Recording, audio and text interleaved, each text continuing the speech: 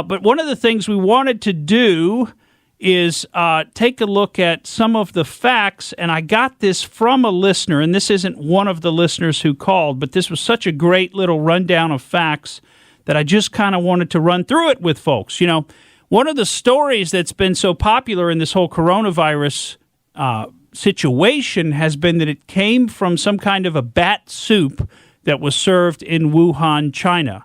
And we've talked about that a bunch on this show, and we've talked about reasons why we think that the evidence tends to point more to the virus possibly coming out of one of the high-level labs that exist in Wuhan, China, that being the Wuhan Institute of Virology and or the Chinese Center for Disease Control and Prevention, the CDC in China.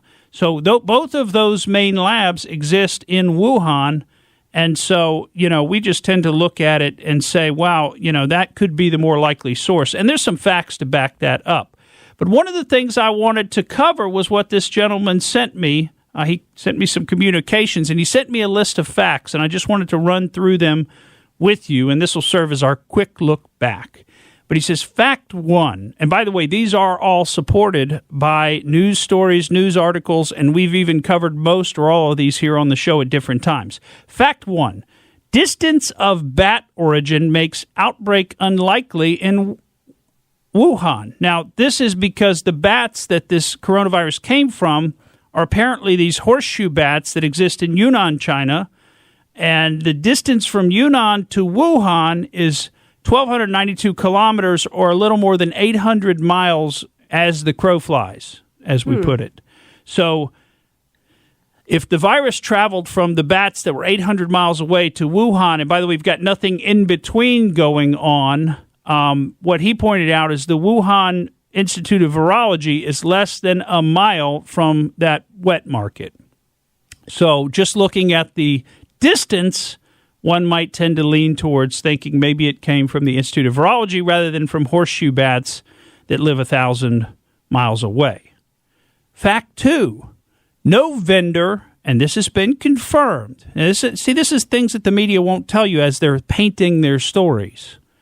No vendor sold bats at the wet market.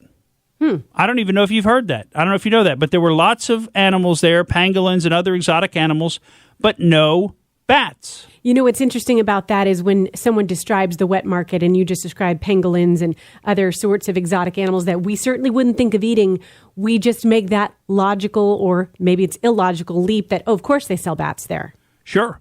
They're eating anteaters and, you know, little rats and things. Well, of course they're eating bats, right? Because they got to have bats there. So that's what you would think. But apparently, and there have been news articles done on this, and people from Wuhan have been interviewed who have said they don't serve bats in that wet market. The bat soup is not a big delicacy in Wuhan. Now, it is in other places in the Far East, but not in Wuhan.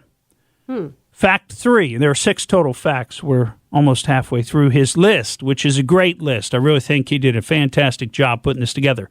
Fact three, scientists from China claim that it's likely the outbreak came from that lab. Now, I don't know if you remember this, but we talked about this, that there were, and this is back, I think, sometime in February, when the South China University of Technology came out with a study from a couple of its PhD students, and that study concluded that the killer coronavirus probably originated from a laboratory in Wuhan. And we pointed out the fact that that study wouldn't likely have been released or publicized without approval from the Chinese Communist Party.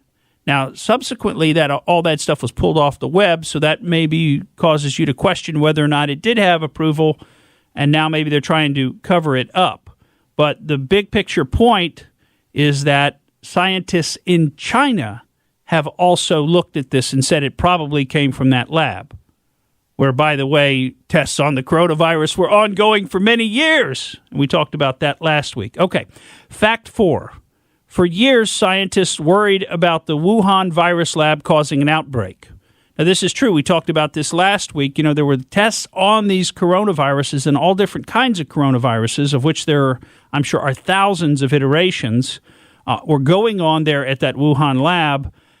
They went on from, I believe it was about 2014 to about 2017 were the times that the official testing was going on, and it was U.S. funded, by the way, in part.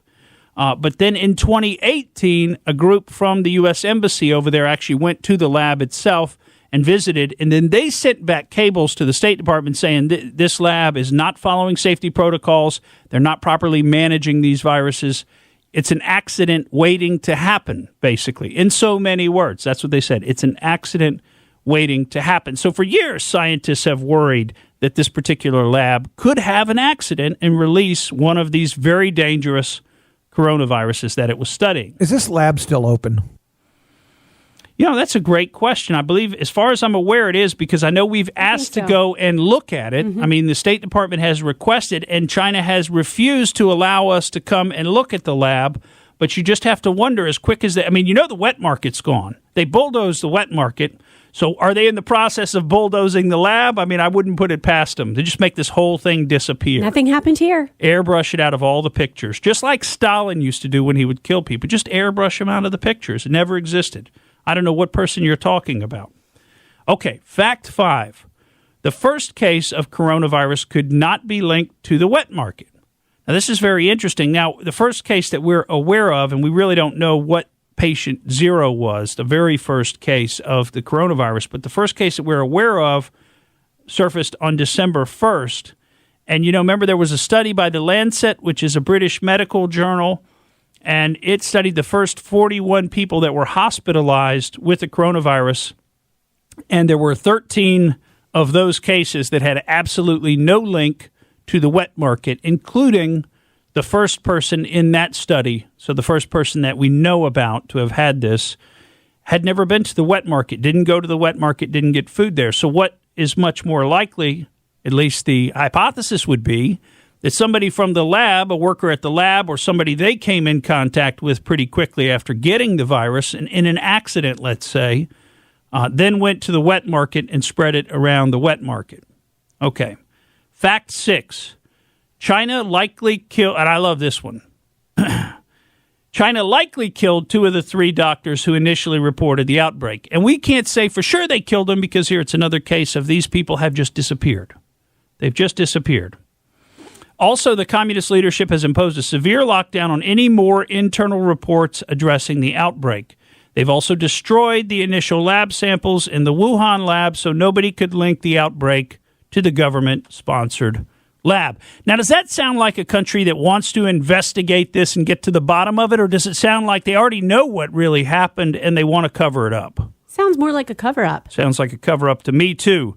So this is one of those cases, folks, where you can just sort of apply a little bit of common sense to the situation, and you can't just take what the media is trying to feed you at face value. And boy, are they trying to feed us this nonsense. And I wouldn't say they make it sound so reasonable, but, as we say often on the show, a lie repeated often enough becomes the truth, and they just repeat it and repeat it and repeat it, and after a while it starts to sink into your consciousness, and you sort of have a hard time not believing it, because it's kind of like what all the authorities are saying. All the newspaper, all the talking heads are saying, well, this clearly came out. And remember, we had a study in the journal Nature that even said, oh, this obviously came from transmission from an animal, and here are the reasons, and it was a very complicated and kind of a convoluted argument. And, you got people saying, look, this is just way above my pay grade to figure out, and look, the scientists are saying, the authorities are saying that it came from the animal, so who am I to say that it didn't? And all I would say is you got to apply your common sense a little bit. If you really dive into this on the animal transmission, we've talked about this on the show, the virus never makes it on the first attempt, and so you have evidence of the previous attempts. And if it really was jumping from animals to humans, wouldn't it have done it in Yunnan, China, where those bats live and where they are actively hunted by a whole group of people that hunt and eat those bats? That's where you would have seen it jump. Not 1,000 miles away in Wuhan. Thank you for listening to the Morgan Streetman Show.